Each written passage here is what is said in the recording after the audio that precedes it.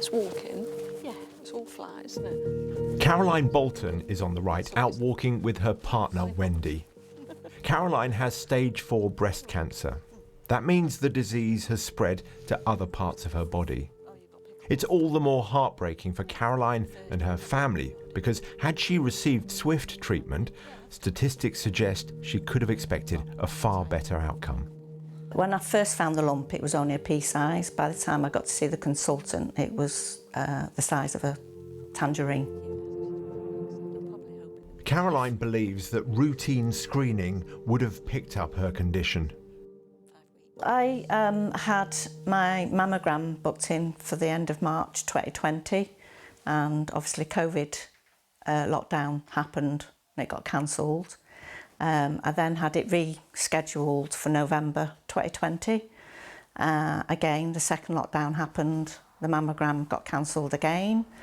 I kept trying to rebook and couldn't even get through the telephone line to even rebook it. She believes the NHS never caught up with her fast-growing cancer. It's been really, really slow between each appointment, each scan. It's delays, delays, delays. And the thing with cancer, it needs to be immediate. I didn't even see an oncologist till May. That's 6 months after she found the lump. The NHS has 2 main cancer targets. 2 weeks from when a GP suspects a patient has cancer for them to be seen in hospital. For Caroline, it was 3 weeks. And then 62 days from that urgent referral to the beginning of treatment. This was met in Caroline's case. Figures leaked to the Health Service Journal and seen by Newsnight show that there are 327,000 people on the National Cancer Waiting List. But drilling down into these unpublished leaked figures reveals that more than 10,000 of those people have been waiting longer than 104 days, more than 3 months for the start of their treatment.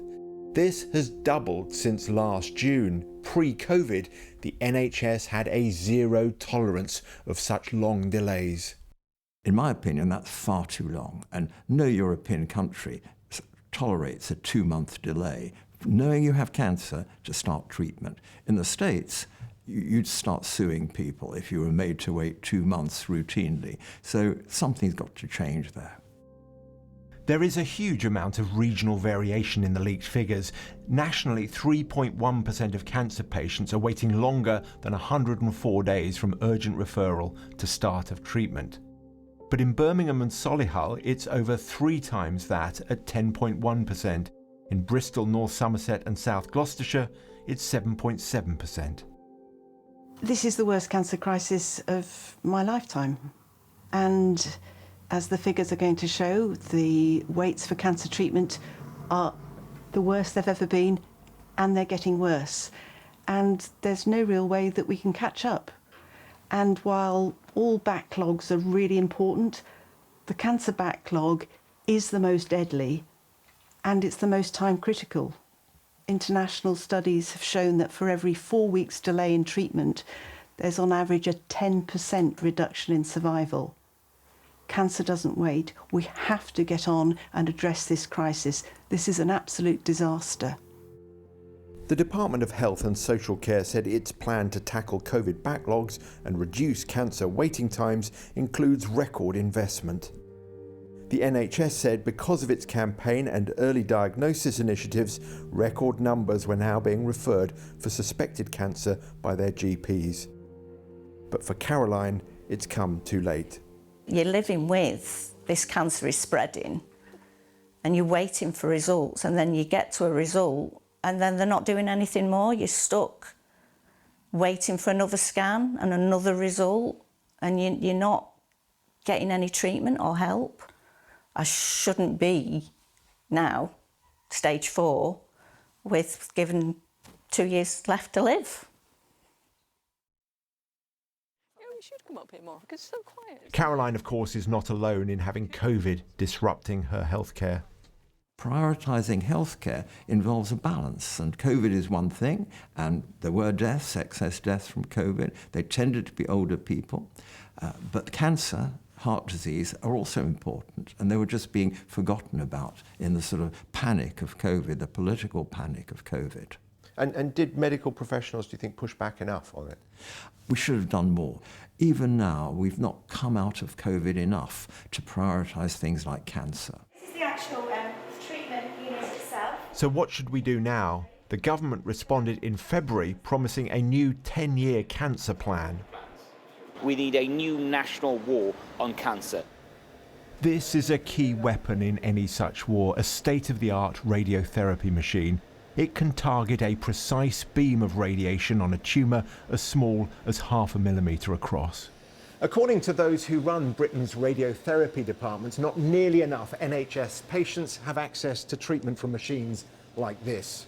Newsnight's seen a letter that they've written to the Secretary of State for Health, warning of a system in crisis with out-of-date equipment and staff who are, quote, on their knees with overwork.